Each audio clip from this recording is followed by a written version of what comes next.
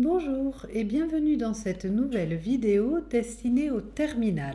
Nous continuons sur la Seconde Guerre mondiale et nous allons voir aujourd'hui la dernière phase de la guerre qui conduit à la victoire des Alliés de 1943 à 1945.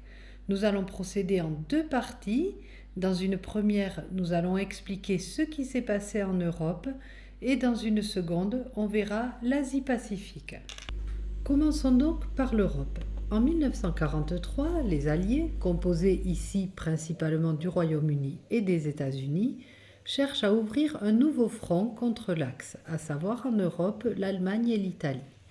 Après leur victoire en Afrique du Nord, dont on a parlé dans la précédente vidéo, ils visent l'Italie.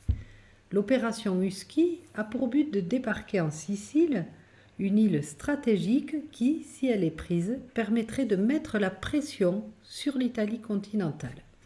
L'opération commence le 9 juillet 1943, avec des débarquements de troupes alliées sur les côtes siciliennes. Elle implique des forces aériennes, navales et terrestres, et se déroule sur plusieurs semaines. L'opération Husky est réussie et conduit à la prise de la Sicile. Cela affaiblit le régime fasciste de Mussolini en Italie et prépare le terrain pour le débarquement sur le continent. Après l'invasion de la Sicile et l'avancée rapide des forces alliées en Italie, la situation devient de plus en plus précaire pour le régime fasciste. Le roi, Victor Emmanuel III, qui avait initialement soutenu Mussolini, perd confiance en lui et décide de le destituer. Ce geste est également motivé par la pression croissante de la population et des militaires qui souhaitent sortir de la guerre. Suite à sa destitution, Benito Mussolini est arrêté le 25 juillet 1943.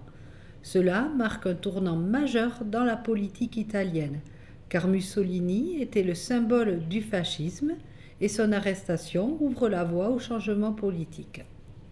Le maréchal Pietro Badoglio, dont j'ai placé ici la photo, est nommé à la tête du nouveau gouvernement.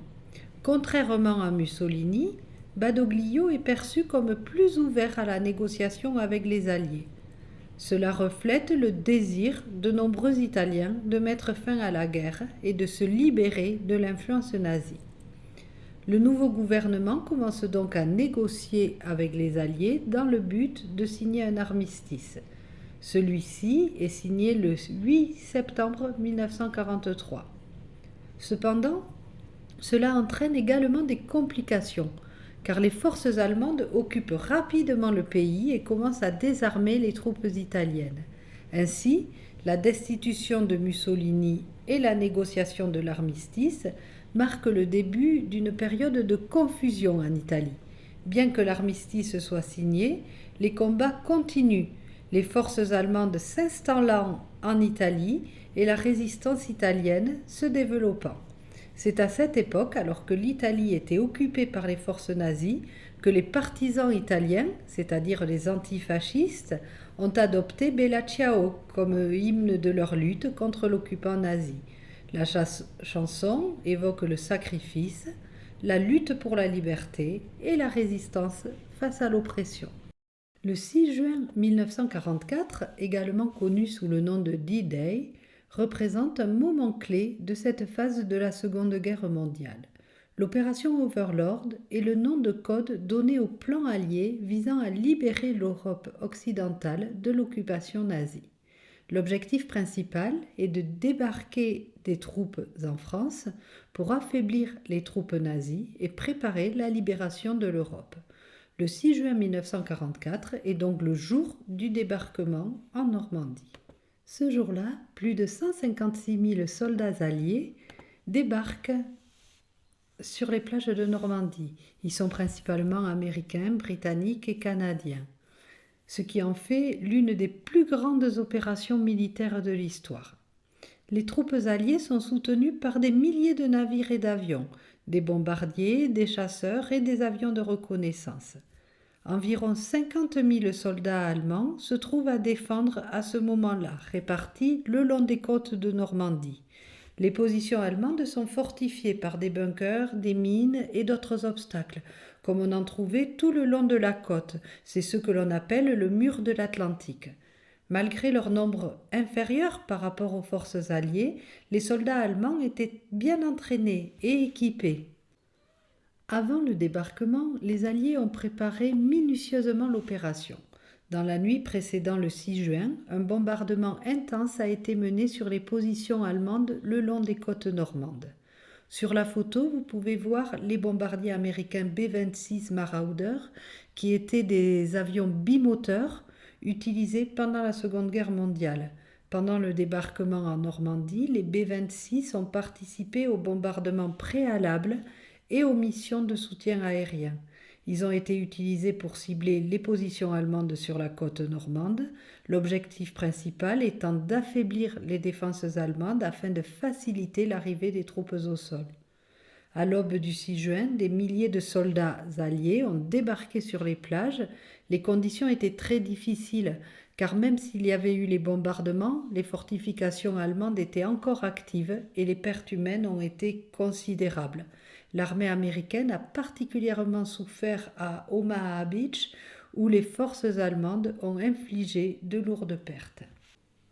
Finalement, le débarquement a été un succès et il a constitué le point de départ pour des offensives sur le continent européen. Après le débarquement, les Alliés ont rapidement avancé vers l'intérieur des terres. Les batailles de Caen et de Saint-Lô ont été parmi les premières étapes importantes de cette avancée. À mesure que les Alliés progressaient, ils ont libéré des villes clés, notamment Paris, bien sûr, le 25 août 1944, marquant la fin de l'occupation allemande dans la capitale française.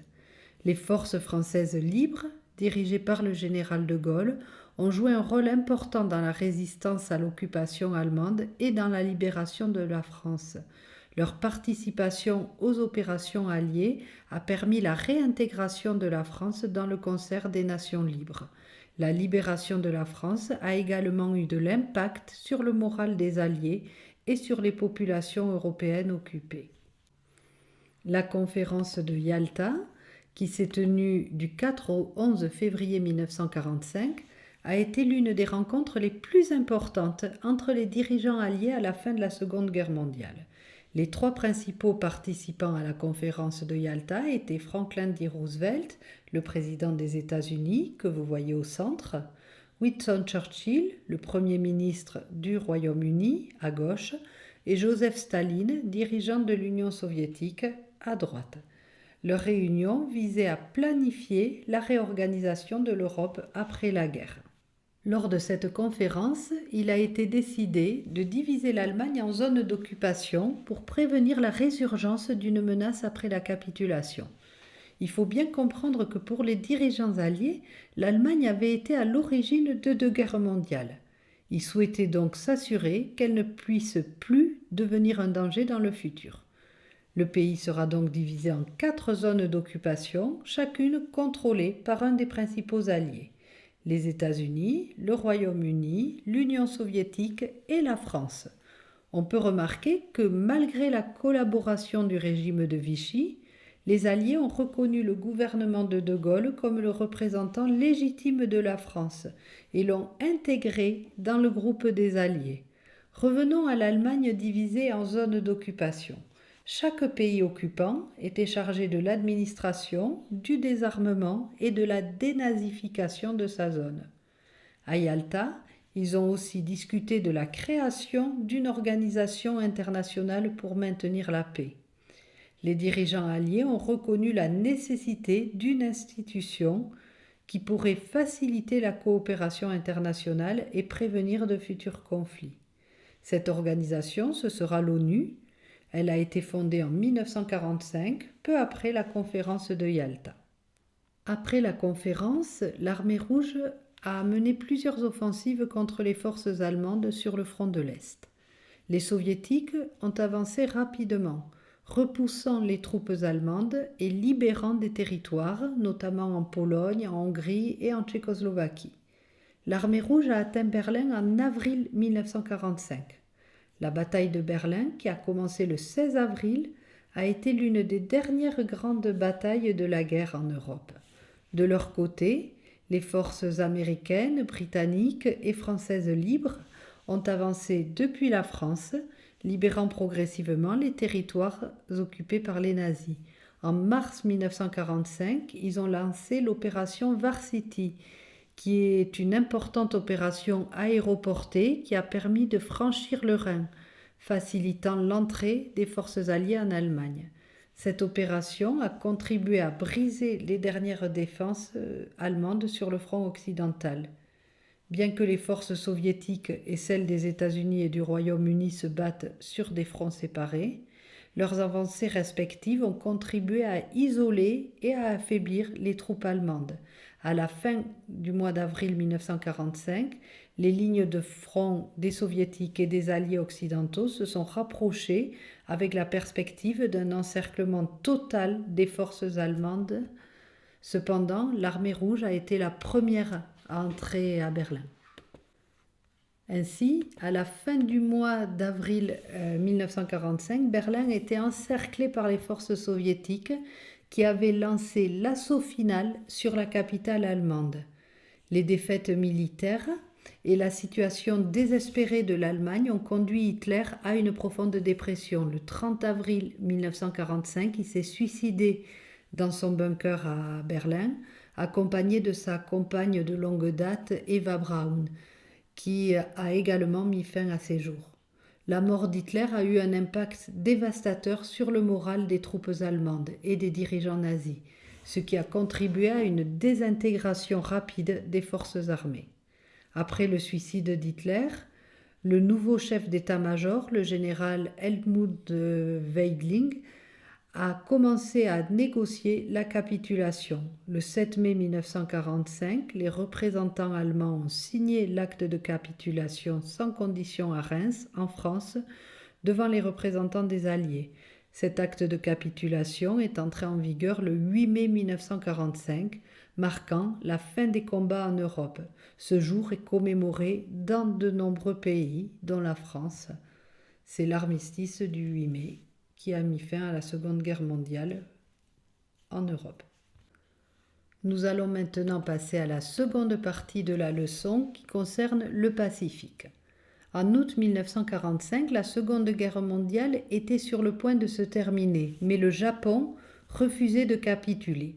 Les États-Unis ont alors décidé d'utiliser une nouvelle arme, la bombe atomique, pour forcer le Japon à se rendre.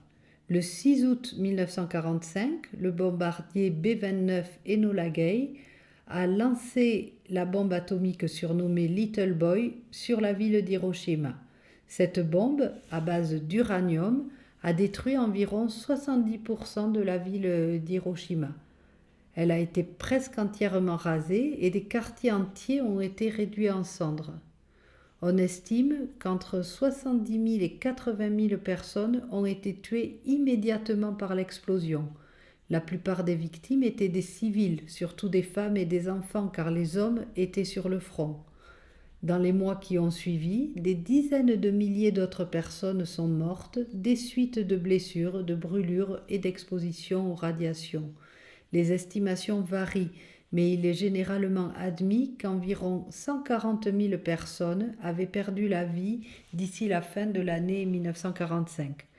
Les survivants ont souffert de différents problèmes de santé liés aux radiations, comme des cancers et d'autres maladies graves.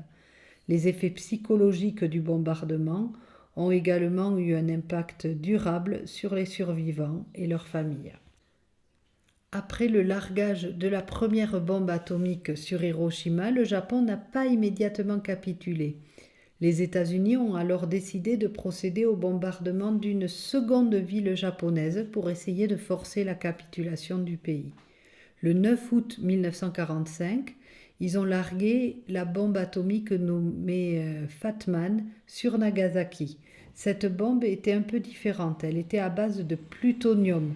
Elle a causé également des destructions massives, même si la topographie de Nagasaki, qui est vallonnée, a en partie limité l'étendue de la destruction par rapport à Hiroshima.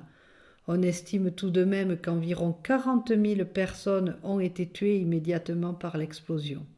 Dans les mois qui ont suivi, comme à Hiroshima, de nombreuses autres personnes sont mortes des suites de blessures, brûlures, d'exposition aux radiations, etc. Suite à ces deux explosions, le 15 août 1945, l'empereur Hirohito annonce la capitulation du Japon à la radio. Cependant, la signature officielle de la capitulation a eu lieu le 2 septembre 1945. Elle s'est déroulée à bord d'un cuirassé américain dans la baie de Tokyo.